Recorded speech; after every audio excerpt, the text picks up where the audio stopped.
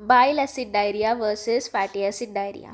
Bile acid diarrhoea also known as choleria. हे कशामध्ये दिसणार आहे आपल्याला? ट्रॉपिकल स्प्रूमध्ये दिसणार आहे. And this bile acid diarrhoea is due to defective FGF19.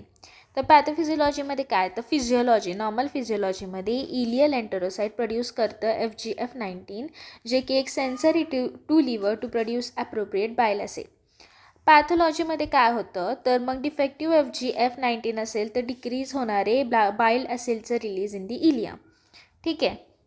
तर सपोज लिमिटेड इलियल डिजीज आहे, मग कोणताही लिमिटेड इलियल डिजीज असो ज्याच्यामध्ये FGF19 पॉझिटिव्ह असणारे इन लिमिटेड क्वांटिटी, म्हणून काय होणार आहे? लिव्हर जे आहे ते ॲक्सेसिव्ह प्रोडक्शन करतं of the bile acid as a compensatory, आणि म्हणून ते बाइल ॲसिड ॲक्सेसिव्हली प्रोड्यूस झाल्यामुळे बाइल ॲसिड रिमूव्ह करणारे सोडियम क्लोराईड आणि पोटॅशियमला फ्रॉम दी इंटेस्टायनल एपिथेलियम, ज्याच्यामुळे बाइल ॲसिड डायरिया होतो. सो बाइल ॲसिडचं डिफरन्स काय? बाइल ॲसिड डायरियाचा डिफरन्स काय की बाइल ॲसिड डायरियामध्ये ना की स्टिटोरिया असतं, ना की माल ॲब्झॉर्प्शन होतं.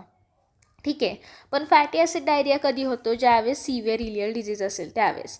सो सिव्हिअर इलियल डिजीजमध्ये बाइल ॲसिडचं रिॲब्झॉर्प्शन होणार आहे. So there is no compensatory release.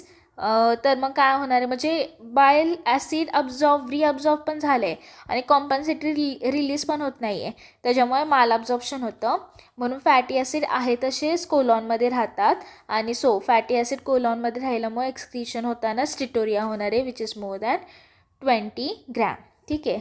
So परत हा कंपॅरेटिव्ह टेबल आहे for bile acid diarrhoea versus fatty acid diarrhoea.